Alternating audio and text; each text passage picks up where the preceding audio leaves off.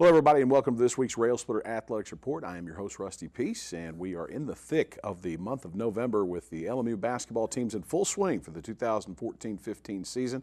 Lady Railsplitters now 2-1 after the games they've played thus far this week. They'll be in action this Saturday over in Charlotte, North Carolina against Queens University. The Railsplitters now 3-0, ranked number 23 in the country, number 1 in the NCAA Southeast region, and they too will be over in Charlotte to open SAC road play this weekend. Both teams having picked up victories over Mars Hill University this past Wednesday night in the Tex Turner Arena. We're going to talk about that tonight as we'll talk with Brooke Wilkinson, assistant coach for the Lady Railsplitters, and of course Josh Schertz, head coach for the Lincoln Memorial University men. It's all coming up a little bit later on tonight, and don't forget when we come back from this break, we're going to be talking about Lady Railsplitter volleyball as the LMU volleyball team bows out of the 2014 SAC tournament over in Hickory. It's all coming up next right here on the Railsplitter Athletics Report. Stay with us. We have a big problem, and we need your help. It's happening on college campuses, at bars, at parties, even in high schools. It's happening to our sisters and our daughters, our wives and our friends.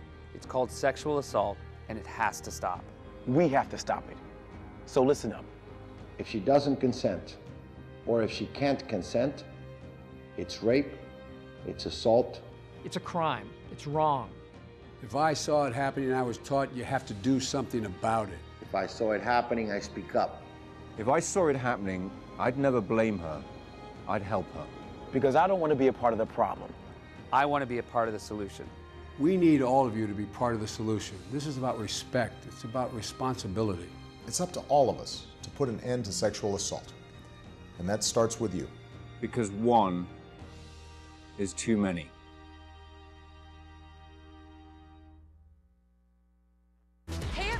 Heart disease affects 1 in every 3 women in America, but you can fight back. There's no time to lose. Mothers, sisters, daughters, families, and friends, it's time to shout louder, stand stronger, and demand change. Let's go! To the Batmobile. Dang it. To the invisible jet. Dang it. Together, we can put an end to heart disease. It's time to go red for women. I could use your help. Yeah! Learn more from the American Heart Association at www.goredforwomen.org. If you love your car or truck, let us help you keep it clean at Soapy J. Soapy J's has unlimited wash plans to fit every budget. Try our $5 express wash or one of our 3 monthly wash plans. The Wheel Deal, the Soapy J, or the new Blast Wax. With our monthly wash plans, if you pay with credit card, all you do is pay for the present month and your card will be billed on the 1st of each month. Don't forget, Soapy J's has free vacuums with any wash. Soapy J's Express Car Wash, open 7 days a week. Let us help keep your car or truck clean at Soapy J. Soapy J's on the Cumberland Gap Parkway, Middlesboro. Welcome back to the Railsplitter Athletics Report. Friday evening, the Lincoln Memorial University volleyball team's 2014 season came to an end as the number 6 seed Lady Railsplitters were ousted from this year's tournament in Hickory, North Carolina by number 3 seed Anderson University in the quarterfinal round play at Schuford Gymnasium on the campus of Lenoir-Rhyne. LMU lost to the Trojans for the 3rd time this season in straight sets, 25-15, 25-20, and 25-13 to end the year with a 16-15 overall record and a 12-10 conference mark. The 2014 Lady Railsplitters lose seniors Miranda Bodie, Monica McConaughey, and Allison Beavers to graduation. And for head coach Jenny Michael, the recruiting process for the 2015 season now becomes the main priority in an effort to get the volleyball program back among the teams in the league, top teams in the league, and back to the NCAA tournament. Turning to women's basketball, on Saturday, Crystal Evans and the Lincoln Memorial University women's basketball team traveled to Jefferson City, Tennessee to participate in the 2014 SAC Peach Belt Challenge. That was hosted by Carson Newman University at Holt Fieldhouse. LMU took on Lander University in the opening round of play and made a valiant comeback in the second half to capture a 76-72 win in the opening game of the Crystal Evans era as head coach of the Lady Railsplitters. But unfortunately, the LMU women fell in Sunday's final game, 77-70 against the University of South Carolina Aiken after leading by 12 points with 9:43 to play. On Wednesday evening, the LMU women opened South Atlantic Conference play at home when they hosted the Lions of Mars Hill College. And now joining us in studio to talk about that particular effort and the past weekend's games is assistant coach Brooke Wilkinson. Coach, welcome. Thank you. Let's go back to the weekend. This is a kind of a first for you in working with Crystal Evans as head coach. I know you all have a long history together, but now in her first head coaching experience, you guys took the floor over there on Saturday in Holt Fieldhouse, and I thought put together a great effort to come back and win that one against Lander. Yes, we did. We really wanted to put a lot of pressure out. You know, Crystal has changed kind of the tempo, I believe, of Lincoln Memorial women's basketball and wants to really push the ball up the court and put a lot of pressure on defense. And that first game really came out with a lot of energy and provided that. We got a lot of great individual efforts in that outing. We're watching some footage from Saturday's action, but probably Kiara Rawls was one that was really kind of a highlight. She has done a great job of running the point since the opener on Saturday, and the point guard position is something that we've had good play there before, but we've not had exceptional play for some time now. Yeah, Kiara does a good job with changing the tempo. We're really working on her being able to slow it down just a little tad more because she really wants to go full blast 100% of the time. So she is somebody that we're still working with the point guard. She is used to being more of a shooting guard, so we've moved her over to the point guard position. But as a leader for our team, she's provided that thus far. Again, the LMU women got good individual efforts, as we said. Stephanie Smith, another one of those people that came in and gave some quality minutes, along with Megan Pittman, and for the most part, the whole rotation. What were the things in the early minutes of the contest that you felt like we did or did not do that might have put us in a deficit that we had to come back from to overtake the Bearcats? Well, I know one thing that we didn't shoot the ball well, and we haven't the first couple games. So our rebounding really made a major role in winning the first couple games thus far. And so that alone, I don't know what I'm saying.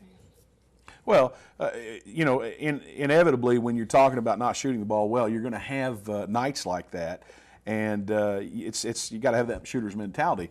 We've got some kids on the team that have now figured out through the coaching instruction that when they penetrate, if there's no shot there, if they've got the ball inside, they got to kick it back out. And I saw more of that on Wednesday night when we played Mars Hill. Yes, we definitely are working on more of the inside-outside game because we have had a tendency to shoot quick. And when we shoot quick, we give up easy opportunities for them to get back and get layups. So when we came into the second game against Aiken, we decided to go more of an inside-outside game because our post play is such an important part of our scoring. Let's go into Sunday's matchup with USC Aiken. Now, this is typically a Pacer basketball team that we see in the NCAA tournament by the year's end. We got out to a decent start early, but I thought that there were some things we did early that kind of put us behind the eight ball again. We battled back, though, midway through the first half and really led for about 20 minutes of that contest before giving up that lead somewhere mid to late part of the second half. Yes, I think a lot of that had to do with our rebounding again. We went away from going back inside, which is a lot of where our scoring is. We score a lot of points in the paint, and we started shooting quick again, which made our lead dwindle quickly. And so we just need to do a better job of controlling the tempo and also not turning the ball over. Now, I know when I talked with Coach Evans in her pregame for Wednesday night's matchup with Mars Hill, she felt like following the loss to USC Aiken on Sunday that when you guys met on Monday, that she, as she called it, there was kind of a come to Jesus type thing with some of the girls.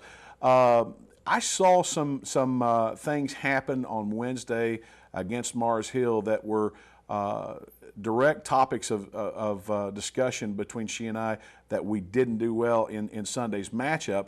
Other than kicking that ball out, what are some of the things that you saw us do differently and much better than we did on Sunday? Well, we tweaked a lot of things. We included our guards in more of our rebounding, and so we didn't have to rely so much on our 5s and 4s, which I think Megan and Stephanie do a great job for that. So we started sending our 3s and 2s in, and we worked on our point guards getting back to slow down transition a lot more. Now, when we played Mars Hill on Wednesday night, folks, I'll tell you that I've seen the Lions play for many years now, and that's probably the best shooting Lions basketball team that I have seen. Yet we held them off. We actually went ahead and pushed up in front of them, shot a very solid percentage, well over 50%. They too shot 50%, but in the end we came out on top as it was a 100-90 decision. Now, looking at that effort, I thought we got off to a great start both inside and out with a good 1-2 punch early. Yeah, we did. We went straight into Steph Smith, and she provided a lot of leadership at the beginning of the game with scoring ability. And then we decided to go inside-outside because they started going in and triple teaming and quadruple teaming her almost at some points. And so that opened our shooting game up. And I know Katrina came in and got some scoring early for us. So that helped Megan get involved then after that. If you look at key points that really helped us pick up that victory on Saturday, there's a lot of things that you could put your finger on and say, well, that was a huge point, that was a huge point. But I think overall, the depth of this team this year was probably the biggest key in us being able to do what we did on Wednesday. We have a lot of people that can come off the bench and score and provide a lot of defensive tenacity. So that's always good to have that person, to have that comfort as a coach to sub in. This being your first year in South Atlantic Conference play as far as with Lincoln Memorial, you know, I know that this weekend's matchup with Queens is going to be a little bit foreign to you because you've not played there before in an LMU uniform. But when you look at the Royals, they're new to the league, but in reality, they're not new to Division II basketball. So I know that you've got the scout on this. It's been a very short turnaround in preparation for Saturday's matchup. But what can you tell us at this point about this Saturday's meeting with Queens in the first road South Atlantic Conference game? I do believe it's going to come down to rebounding for us. I mean, we have a size advantage over pretty much the whole entire conference. And so we always need to provide that every game. Also, we just need to control the tempo a lot better, know when to go and when to slow it down, and then with our turnovers. I think that's kind of been our Achilles heel thus far. So if we can really control our turnovers and also capitalize on the rebound, especially on offensive rebounds to get second chance points, we'll have a great show. Now, the things that you've just pointed out, are these key tweaks that we're going to make after the game on Mars Hill that you're going to focus on this week, or are these things that they've just needed to be done since the opening game of the season? They've needed to be done since the opening game of the season for sure. It's been something that we've been showing them in practice, we've been showing them in film, and I think Mars Hill, we limited our turnovers from the past weekend. I think we had like 13 or 14 turnovers last night, so that we hope that continues for Saturday. A lot of coaches they go into it with the mentality that if it's not broken, you don't fix it. Do you foresee any changes in the starting lineup for Saturday? No, I don't see any. We're solid with our starting five, and they provide a great start for us every game. Well, Coach, we want to wish you all the best of luck. I know that you've got Thursday, obviously, today to practice. A little bit on Friday. You'll probably work out over in Charlotte, and maybe a shoot around on Saturday morning. And right. We look forward to talking to you guys in the post game, and hopefully in the winter circle on Saturday. All right, thank you. All right, Coach Wilkinson of the Lincoln Memorial University Lady Railsplitters.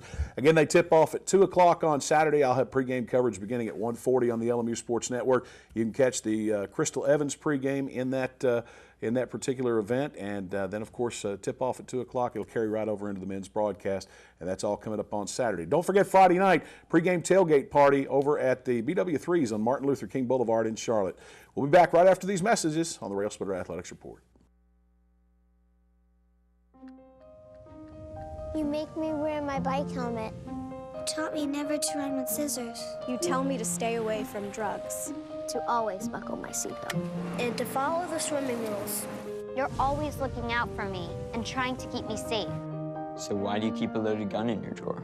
Here in the garage. Closet. Shoebox under the bed. Where anyone can get to it. How safe is that? How safe is that? How safe is that? You asked them to follow some safety rules. Now they're asking you. In fact, they're counting on you.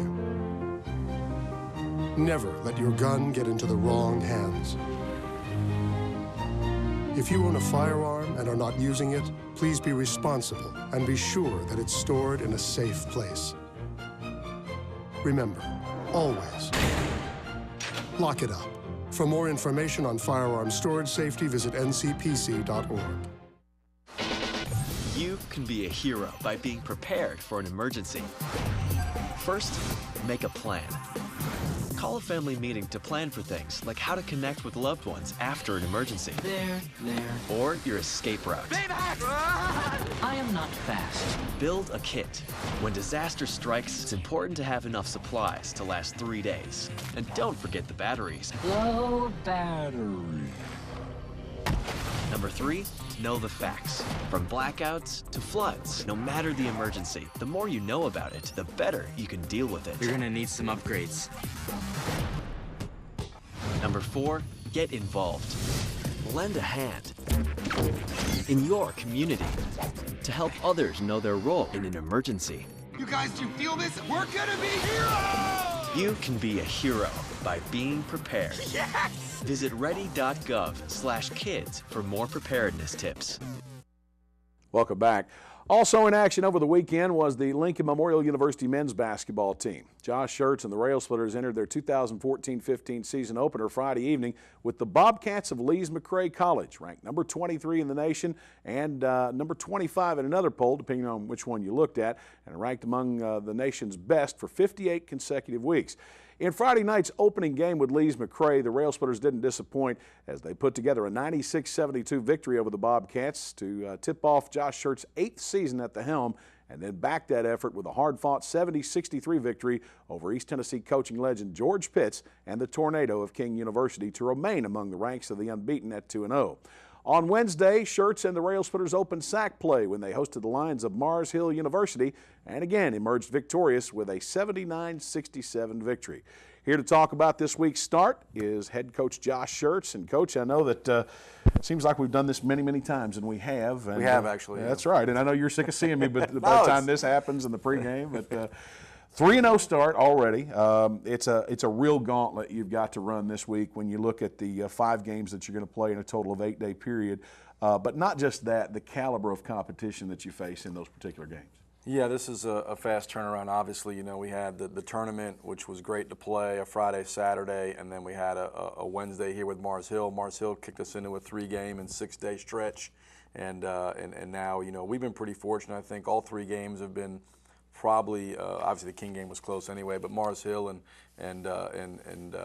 Lees-McRae were much closer, probably the final score indicated, and we're fortunate to have those 3 games at home, which has given us a chance to kind of get 3 wins under our belt. And now we talked about last night, you know, this team needs to go on the road and play a really good team in a challenging environment, and that's what's going to happen on Saturday. We kind of got to see where we stand, and obviously we'll follow that right back up with playing at Anderson on Tuesday. So 2 of the best teams in the league on the road, you know, in November. We'll know a lot more about our team walking out of the gym, you know, against Anderson Tuesday night.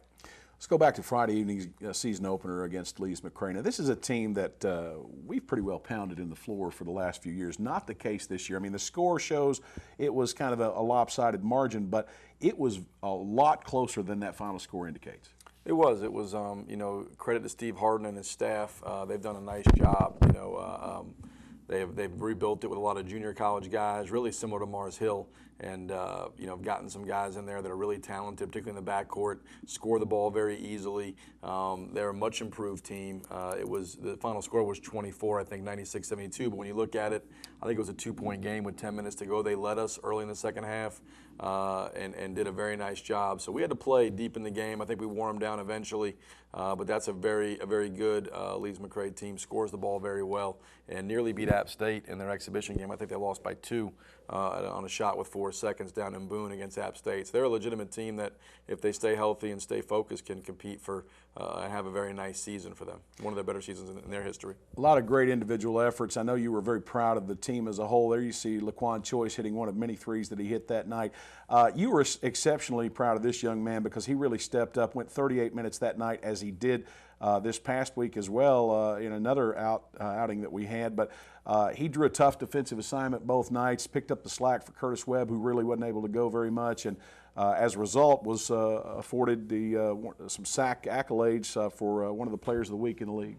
Yeah, he you know, and very deservedly. Luquan has done a really nice job. He's which is very difficult. You know, he's our leading scorer. He's averaging 20 points a game. He's shooting, you know, 60% from the 3 and making a bunch.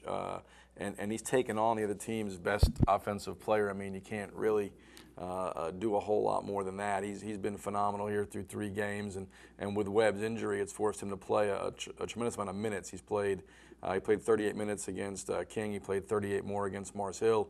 You know, he's a guy. I think he's one of the better players in our league.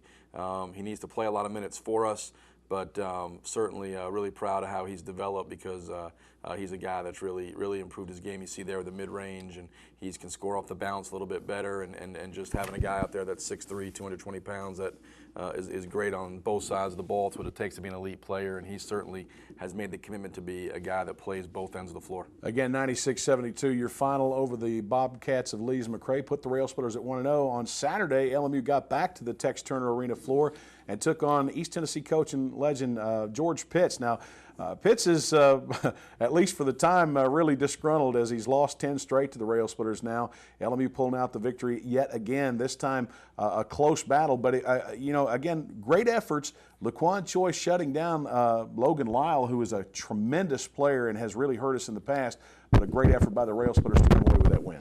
Yeah, I thought we competed unbelievably well against King. King's a really good team. I mean, they're a really good team, and they're a team that I think you'll see in the NCAA tournament.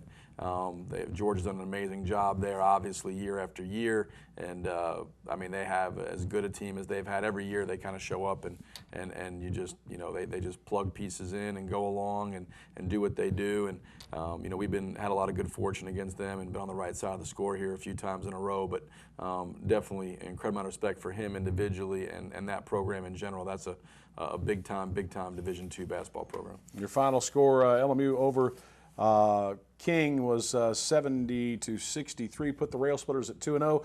On Wednesday night, LMU returns to the friendly confines of the Tex Turner Arena against Rick Scruggs and the Mars Hill Lions. This is a team, coach, that came in at 3-0. They defeated some quality early season opponents, yet in the end, LMU able to get some inside production, some outside production. Laquan Choice, another great night. I thought in the second half, Lorenzo Ross was as dominating as I've ever seen an LMU point guard. And then, of course, inside you had Keenan Peterson, who got us off to a great start in the first half. I agree. You know, Rick's done a great job with that team, much like Lees-McRae. Went the junior college route, did an incredible job of bringing in 9 new guys. 3 or 4 of them are playing significant minutes on the perimeter. It's just a really, they've done a very nice job. And certainly, like you said, Keenan Peterson inside was great early, gave us some back-to-basket presence. And Lorenzo Ross there in a stretch second half from 51 to 48 was about as good as you could be. I think somebody told me he scored or assisted on 20 consecutive points. Scored 14 out of our 20, and then you talk about Laquan Choice, the job he did, and 18 more points. Did a really good job on their best player, Justin Yergin. But Mars Hill is a much improved team and a team that'll beat a lot of teams in the South Atlantic Conference this season. They know they're picked 12th. They're not going to finish 12th. Coach, a couple of minutes left in this segment. Let's talk about the upcoming weekend. Of course, you've got Queens this Saturday. We don't want to put the cart before the horse too much. You'll go to Anderson on Tuesday. We'll talk primarily about Queens this week and get into Anderson next week. It's kind of a battle between monsters when you talk about the LMU Queens matchup in the paint. You've got a lot of size. LMU, a couple of 6'9", 6'10" guys. Queens 7-footer from transfer in from a Division I last year. Great player Hendricks is about 6'9". So, there's a lot of folks that would say this battle is going to be fought in the paint, but in reality, there's great guard play on both teams as well.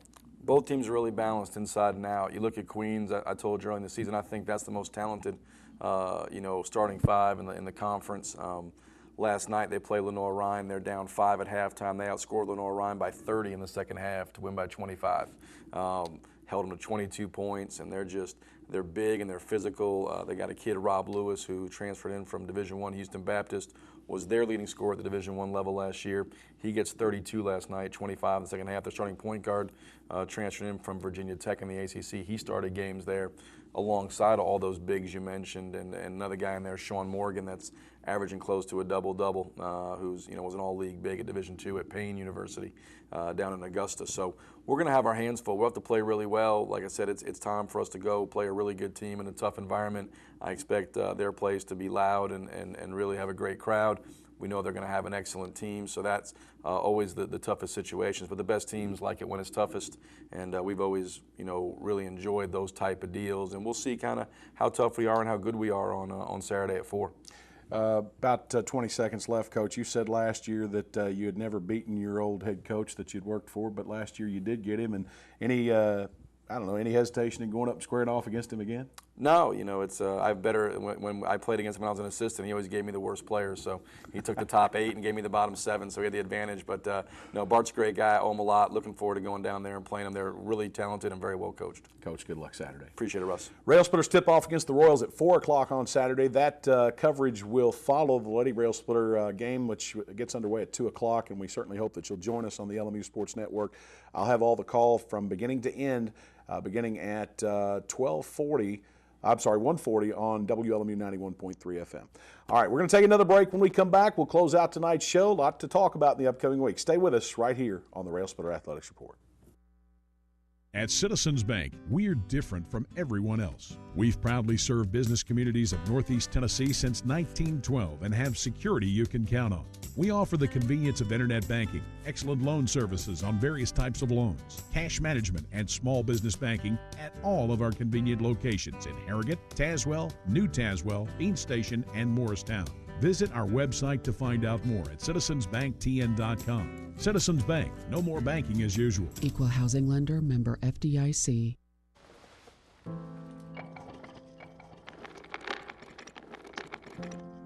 Maybe he's really focused. Hey, Michael. Michael. Maybe he likes spinning the wheels. Maybe he just loves trucks. Maybe he's just being a boy.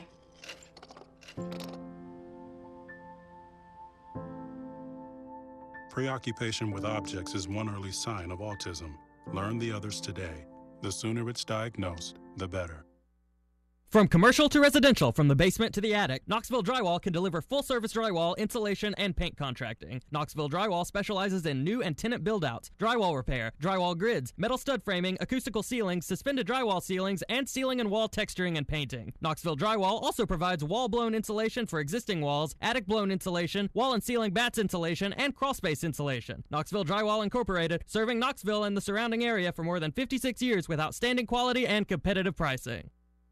Whether institutional case good or architectural woodwork, Nolan Products Incorporated of Knoxville has been serving East Tennessee, Southwest Virginia, and Southeast Kentucky since 1958. From concept to finish, Nolan Products custom builds to the highest quality standards to meet your facility specifications while using only the finest materials available. Nolan Products has been serving and meeting the needs and requirements of general contractors and architects in East Tennessee and surrounding area for more than 55 years. Nolan Products Incorporated, 912 4th Side Street, Northeast, Knoxville. Welcome back to the Railsplitter Athletics Report. Now, we want to remind you, don't forget this coming Friday night, we will be in Charlotte, North Carolina at the BW3s from 7 to 10 p.m. That's at 400 East Martin Luther King Boulevard. That is the pregame tailgate party for LMU versus Queens. We're inviting all LMU athletes, former athletics alumni, and just university alumni to come on in. If you're in the Charlotte area, we'd love to have you, love to talk to you, love to talk Lincoln Memorial University and LMU athletics. That's Friday night, November 21st, this Friday at Buffalo Wild Wings on 400 East Martin Luther King Boulevard in Charlotte. There you see on Monday night, we're going to be at Carson's Steakhouse in Anderson, South Carolina. That's right beside the Holiday Inn Express. That's where the team will be staying. That's 7 to 10 p.m. at Carson's Steakhouse. And again, we're inviting any alumni from Lincoln Memorial University in the Anderson or South Carolina area to come on and join us there for some a little bit of pregame tailgate festivities as LMU will take on Anderson on Tuesday evening. So definitely going to be a big weekend ahead for the LMU men's and women's basketball teams. We'll have all the coverage on our sister station, WLMU 91.3 FM, both on Saturday and on Tuesday night, and we certainly hope that you'll join us. Folks, to keep up to date on all that's going on with LMU Athletics, pull up the LMU Athletics website, www.lmurailsplitters.com. That's all the time we have for this week. Until next week, for everybody behind the scenes, I'm Rusty Peace. Good night, everybody.